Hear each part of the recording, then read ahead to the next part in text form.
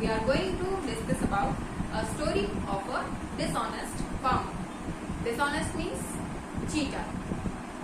This farmer, in this story, this farmer is a cheater. Why? Because he does cheating. How? Let's start. This cheater farmer, this farmer, he used to enter in his neighbor's fields. Neighbor means the persons who are living nearby him. So if he has a field to work, he grows his crops, he work in a field, and in the night time when there is no one to see him, he used to go to the nearby fields to steal their crops. Steal means to take something from someone without their permission. So he used to go in the neighbor's fields to steal some crops and add those crops into his field so that he may have a lot of crops in comparison to the neighbors. So he does this thing with a routine work. So that's why he is a cheater, because he is not satisfied with his own fields. He used to steal the crops of the other fields also, other persons also. So in the dark nights he used to go over there. So one night he took his youngest daughter with him, and he told his daughter that stay here and look around all over here, that no one could see me. I am going to steal the crops. So if someone is coming, tell me no that someone is coming to see me. Otherwise, stay here and look around. So she said, okay Papa. Now when he entered into the first field, the neighboring field, when he entered there, he just started reaping the crops. Reaping crops means cutting the crops with a sharp hook, like the farmers are having handle and a sharp hook. So that hook he used to reap the crops.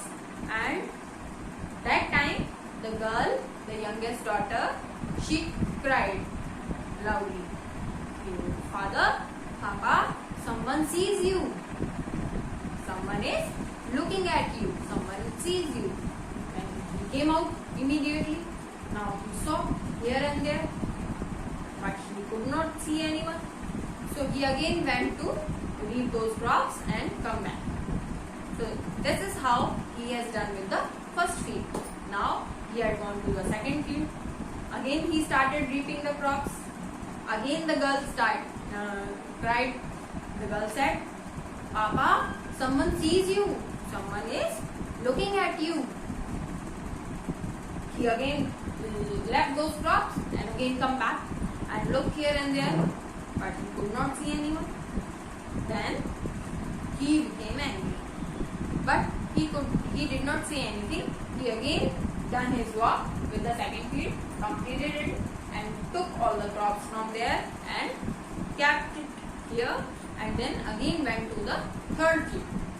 And when he entered the third field, he was busy with cutting those crops, reaping those crops. Then again the girl cried, Father, someone sees you. Now the father again came in a big hurry. He came back and then he saw here, there, everywhere, but he could not see anyone again.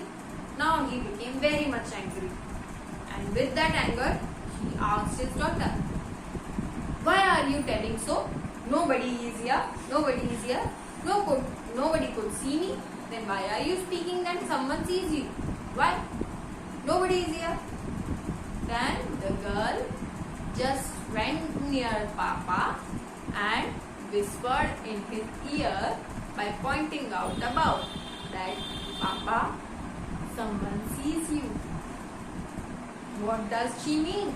She means that if no person can come here to see you, to watch you, to caught you, it doesn't mean that nobody is watching you.